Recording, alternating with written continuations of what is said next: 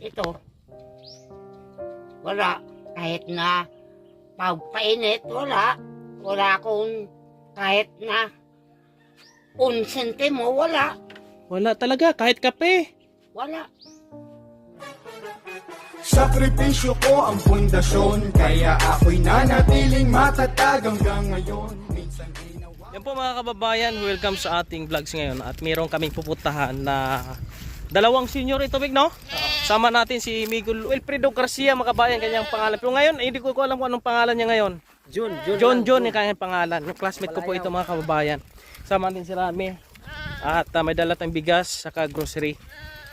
Kasi nga kagabi pinuntahan namin ito, nagpaalam tayo, Nay, pwede ka ba namin interviewin? Sabi niya okay naman daw. Kaya bumalik kami ngayon at dalhan natin ng grocery. Mamaya mapapanood niyo po mga kabayan kung ano po ba ang tunay na kalagayan po nila. Dalawa po sila dito sa isang bahay, mga kababayan.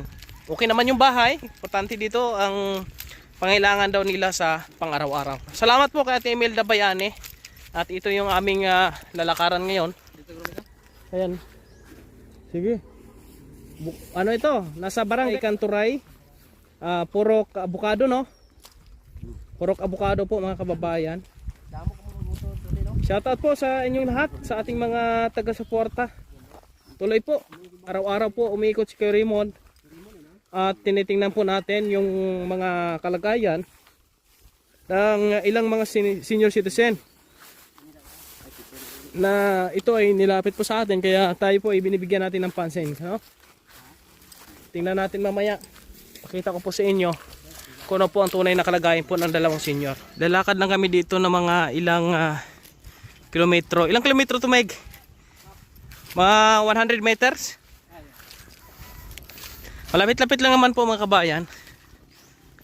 Si Rami naman tagapasan, no? Support din po natin si Rami. Pakipalo ang laging nandyan, kahit umaraw man o kahit umulan. Di mapapagod magbigay ng ngiti, pagtulong na dinagangad ng sukli. Mabuti niyong kaibigan, siya si Kuya Raymond. Lagi niyong maaasahan, kaibigan at sandalan. Kailanman di nagsawang tumulong sa nangangailangan niyang mga kababayan. Subok, tuloy lamang ang laban. Siya ang kasama mo, siya'y tutulong sa'yo sa lahat ng problema. Dito na po yung bahay ng dalawang senior po, mga kabayan. Wala nang tahanan, mga senior na Nandito ngayon. Maayos pa naman yung bahay po nila. Tagbalay po! Lola! Lamang hapon! Lola! Kamusta ka po? Ito, Kilala mo pa ako? Kilala mo pa ako? oo. Yung kagabi, pumunta dito kagabi. Oo nga. Ay, nagpaalam ako na interviewin kita. Ilang taon ka na, Lola? Sino ako? Oo. Sang 32 ako. 32 sa tao. 1932. Kung lang mag-isa dito, si Vicky, ewan ko kung saan pumunta. Umalis ang kasama mo. Pumunta siguro dyan sa kapitbahay. Kamusta ang inyong hanap buhay? Ito, wala. Kahit na pagpainit, wala. Wala akong kahit na unsentimo, wala. Wala talaga, kahit kape. Wala. Saan ka kumukuha ng pangkain nyo araw-araw? Ay, binigyan naman kami sa mayor sa gas. Bigas. Ilang ganta? Bale, anom. Mabuti naman. Pang ano na lang. Tatlo kay Vicky, tatlo sa akin. Kasi dalawa silang senior dito, mga kabayan. May ayuda sila galing sa city po namin na 3 ganta, kaya may 6 siya po. Sa pensyon natin, meron na, pensyon. Hoy, walang siguro. Walang kasiguraduhan. Walang kasiguruduhan kay si Maret. Nanong ko, paano ako ang ating pensyon? Wala pa? Wala siguro. Wala pa kasiguraduhan? Wala. Ay, sa pensyon lang kayo umaasa? Wala kayong anak, Wala. asawa. Patay na. Bakit hindi pa kayo naghanap ng bagong asawa? Ay, ay nako. Ayaw mo. Hindi na pwede. Hindi na pwede. Bakit? Ay, matanda na tayo eh. Paano pagka matagal dumating yung pension, naubos yung pagkain, saan kayo nakuha? Manghingi-hingi. Ang hingi lang kayo. Oo. Sa mga pamangkin ng asawa ko, pwede ako makahingi kahit na ang yung Pangkain lang? Binibigyan ka naman. sabi nabigyan din. Mabuti naman. At kagabi nagpaalam ako sa iyo na interviewin kita. Nasa video tayo. Oo. Oo. Binalikan kita kasi nalaman ko yung istorya mo. Nakakalungkot na wala kang ibang inaasahan, wala kang anak. Wala. Oo. Meron akong regalo sa iyo. Anong regalo? Anong regalo? Di ba sabi mo na Makakain ba yun? makakain po 'yon, makatulong sa iyo. Boto naman. Tatawagin ko yung aking delivery. Meg! Dali mo dito, Meg! Yan yung aking kasama po mga kabayan. Ginoo ko. Che! Hoy! Yan po mga kabayan, oh. Yan ang aking regalo, la. Yan, siya kasama ko kagabi. Oo. Ari na ang blessing. Blessing. Ano dyan? Makaon? La. Ayan, bigas. Ay, salamat naman. Ayan. Ilagay mo sa gilid lang. Yan, ilagay mo sa gilid. Wow, Diyos ko. Tsaka grocery, la.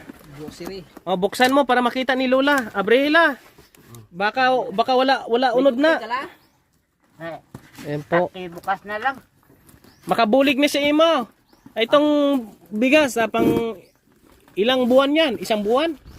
Isa ka bulan? Oo. Pwede na. Ito po mga kabayan, no? Binili natin para sa kanya. Yung, grocery. Salamat Ate Imelda Bayani. Lola! Ay, salamat sa Diyos. Yan ang binigay ko sa'yo. Bigay namin sa'yo. Ito, mga sabon yan. Maglalaba kayo.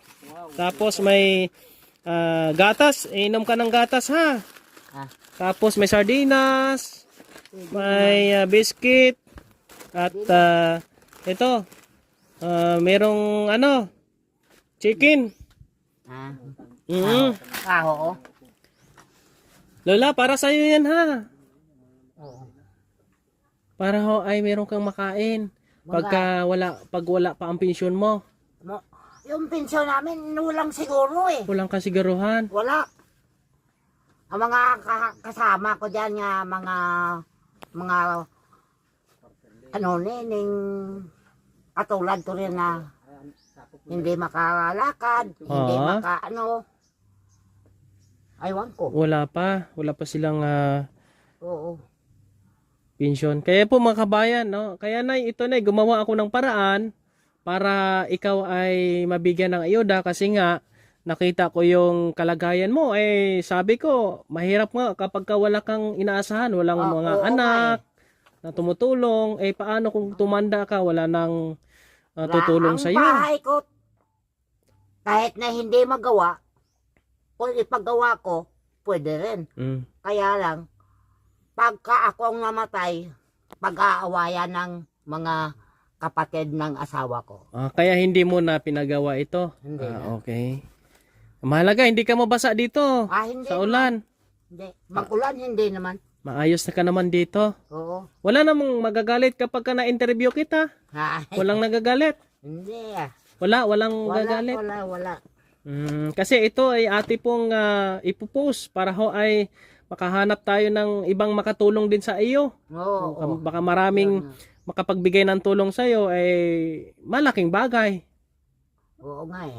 Oo. At kung magkaroon man ako ng blessing ay maibigay ko uli sa iyo. No?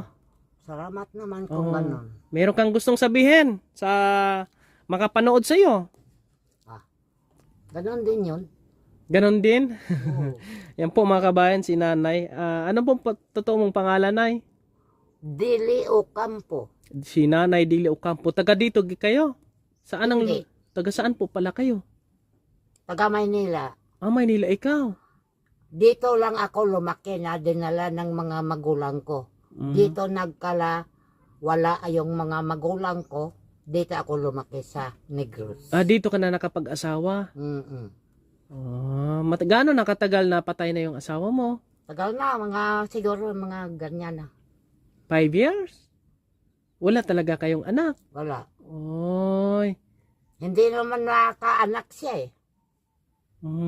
Bakit hindi nakaanak? Ikwan daw yung ano tawag nila noon. Menopause na? At yun. Lola, naway makatulong sa iyo yung dala ko. Oh, makatulong nga ba? Salamat. Salamat. Kaya mong ipasok doon, si Rami Ram. Dito Ipasok mo na. Ram. Oo, sige. Ipasok mo sa loob para ay... Ito. Oh, mabigat yan. Ito lang. Dyan lang. Sige, si Rami na lang la para... Dyan lang. Sige, Ilagay mo lang dyan. Ilagay lang dyan. Sige. Para hindi ako maano. Dito ka lang palagi.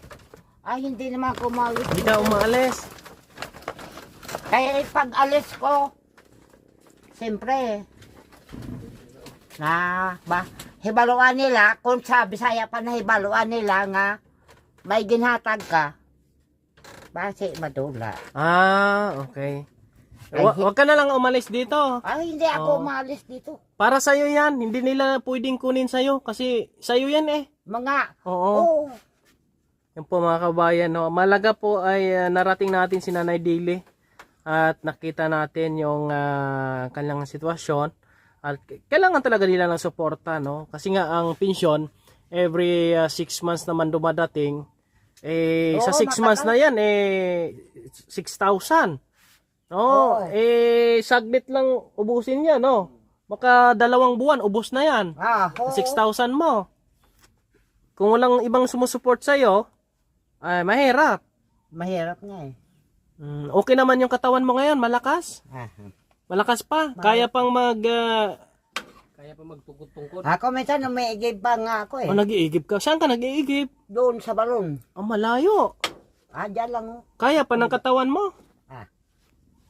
Tag isang galon lang. Isang galon lang. Sige. Malaga wala kang sakit ngayon.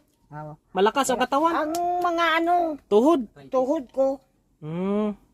ang sikmura ko. Ay, lipas ko po. Kain ka?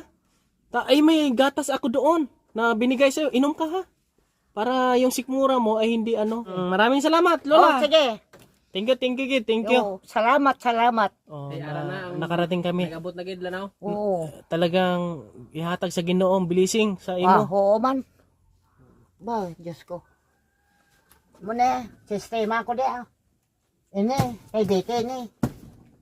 Ito sa bahay sa kanya ito mga kabayan at merong isang senior dito na sumama sa kanya.